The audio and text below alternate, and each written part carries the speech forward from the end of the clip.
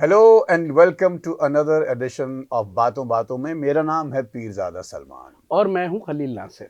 भाई, मैं आज स्टूडियो आते हुए एक सोच रहा था कि किस मौजू पर बात की जाए, तो मेरे जहन में अचानक एक मौजू आया, दोस्त। क्या बात। ये बताइए, आपके नज़दीक दोस्ती क्या होती है और दोस्त कितने अहम होते हैं?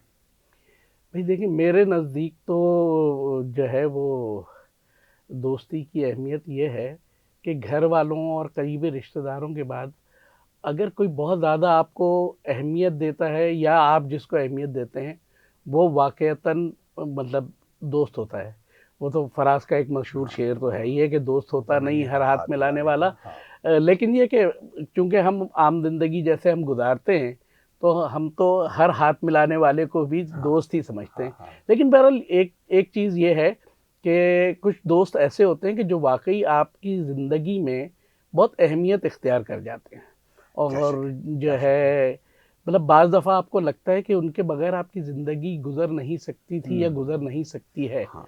तो ये खास तौर पे क्या अच्छी बात की आपने, उस दौर के दोस्त जब आप किसी शोबे में नहीं थे, कुछ कमाते नहीं थे, किसी जॉब से मुंसलिक नहीं हुए थे, कोई आपका नाम नहीं बना था। उस दौर में जो दोस्त बनते हैं वो बेलौस दोस्त होते हैं, जी बिल्कुल ऐसे ही। यानी कोई गरज नहीं होती उनकी हाँ बिल्कुल दोस्ती में। ऐसे ही। और मैं अभी सोच रहा था, मैं आते हुए यहाँ मेरे जहन में एक अपने एक दोस्त की याद आई, और याद इसलिए आई कि वो इस दुनिया में नहीं है। जी और वो एक मैं हम लोग अक्सर बड़े नामवर लोगों की बातें करते हैं कैमरे के सामने, हर आदमी करता है ताकि प्रोग्राम देखा जाए। कभी कभी ऐसे लोगों के बारे में बात करनी चाहिए जो बहुत नामवर ना हो लेकिन एक ख़ास हलके में मकबूल हों, और लेकिन वो दुनिया के लिए एक मिसाल भी हों। मेरा एक क्लास फेलो था, आप भी इसको जानते हैं, कराची यूनिवर्सिटी में मैं 90 की दहाई के अवाइल में मैंने एम ए अंग्रेज़ी अदब किया है, तो हमारा क्लास फेलो था इमरान फ़ारूक। जी इमरान खान, आप भी जिसे शायद हम इम्मा कहते इम्मा हैं। प्यार से हम लोग कहते इम्मा। थे। एक उर्दू में तरकीब इस्तेमाल की जाती है, सीमाब सिफत। हाँ वो अजीब सीमाब सिफत आदमी था, उस एक अजीब उसकी तबीयत में एक बेचैनी थी, लेकिन वो बेचैनी जो थी, उसका जो चश्मा था ना, वो खुलूस से फूटता था। ये बिल्कुल ऐसे ही। और मैंने हम और मैं बहुत लड़ा हूँ उससे, मैं ये बातें ऐसे ऐसी कर रहा हूँ उसके लिए, मैं बहुत उसके बुरा भला बहुत कहा है, मैंने पीठ पीछे उसको बहुत बुरा कहा है। लेकिन हम जानते थे कि उसके अंदर एक खुलूस ऐसा था, एक ऐसी प्योरिटी थी कि वो आप उससे चाहे बगैर रह नहीं सकते थे। और कराची यूनिवर्सिटी में हमारा दाखिला हुआ। ये मैं वो इम्मा मुझसे 2 बरस पहले से था, ऑनर्स से मेरा दाखिला हुआ प्रीवियस में। और उस वक्त इम्मा सबसे नामवर अपने शोबे में, कराची यूनिवर्सिटी के अंग्रेजी डिपार्टमेंट सबसे नामवर स्टूडेंट था, इस सेंस में कि हर एक के काम में आगे आगे। कोई मसला किसी लड़की लड़के का है, कोई एडमिनिस्ट्रेटिव मसला है, कोई क्लास का मसला है, सबसे पहले इम्मा साहब अपनी खिदमत जी पेश करते थे।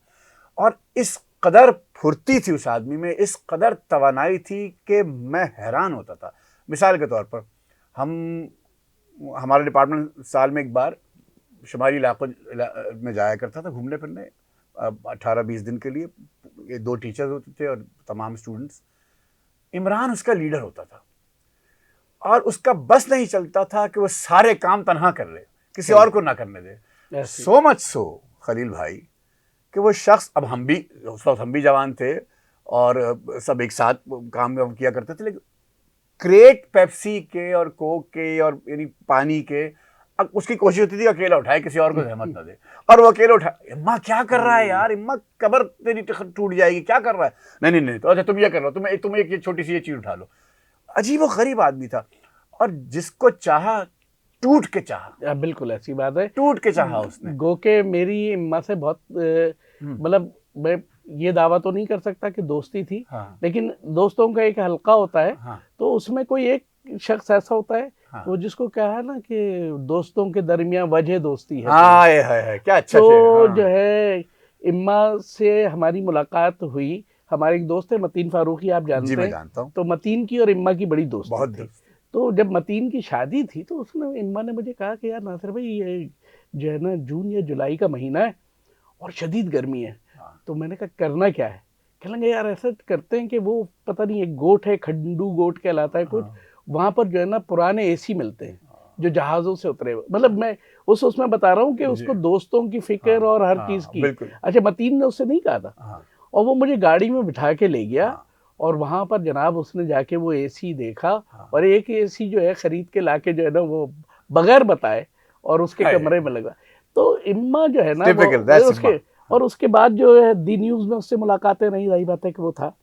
तो ये बात आपने बिल्कुल ठीक कही, एक तो फुर्तीला, हाँ, और अब ख्याल आता है जब हम सामने होते हैं हाँ, तो शायद इन चीज़ों पे गौर नहीं करते हाँ। कि जो लोग जल्दी जाने वाले होते हैं ना, अल्लाह ताला उनको एक अलहदा किस्म की सलाहियतें और अलहदा किस्म का मिजाज देता है। बेशक। तो इम्मा ने भी चूंकि बहुत जल्दी चला गया, और जो है तो इस वजह से शायद उसके अंदर अल्लाह ताला ने ये चीज़ें वदीयत की हुई थी।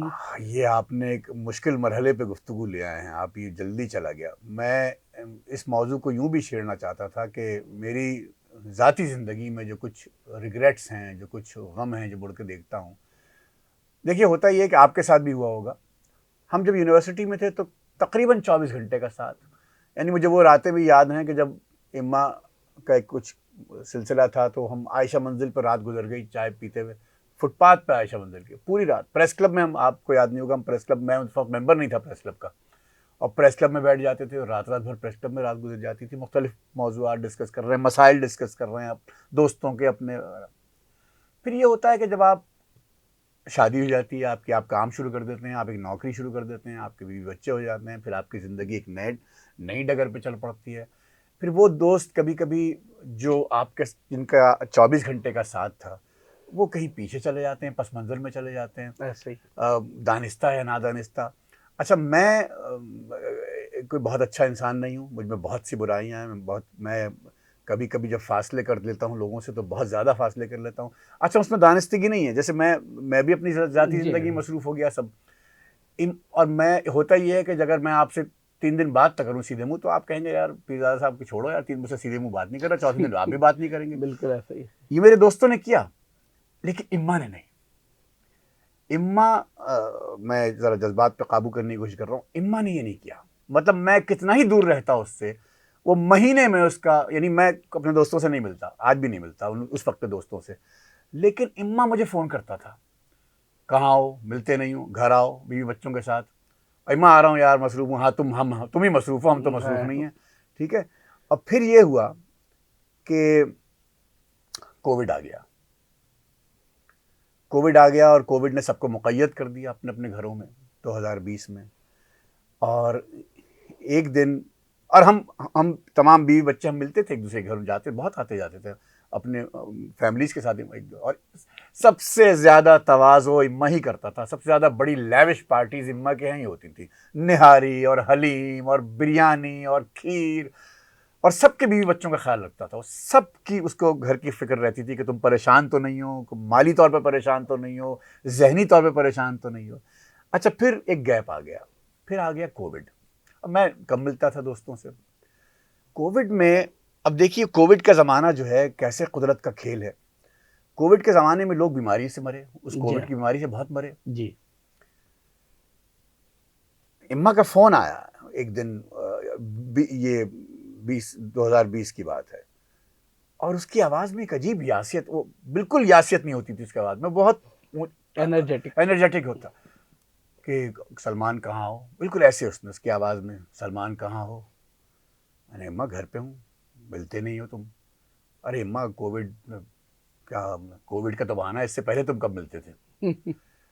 अब मैंने कहा तुम्हारी शिकायत बजाय, बिल्कुल, मैंने कहा 100% बजाय। बस मैंने कहा मैं क्या करूँ, मैं खैर बहरहाल मेरी ज़िंदगी एक ख़ास डगर पे चल रही थी उन दिनों। 18 अप्रैल की तारीख है, अगर मैं भूला नहीं हूँ, 2020। तो हमारे एक मुश्तरका दोस्त, उनका फ़ोन आया कि माँ एक्सीडेंट में। जी।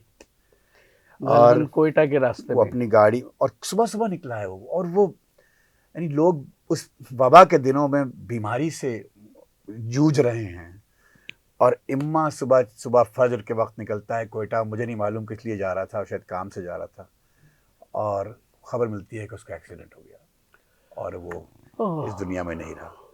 मैं इस कहना ही, हम इस प्रोग्राम का शायद मकसद ये है कि जिस किसी के साथ भी आपका ताल्लुक़ रहा है, कोशिश करें उससे जुड़े रहें। कल की किसी को कोई खबर नहीं, किसी बड़ी सी बात है, लेकिन ख्याल रखें जहाँ तक हो सके अपने दोस्तों का, पूछते रहा करें प्यारों को, दोस्तों को। शुक्रिया, आपके देखने का शुक्रिया। खुदा हाफिज़।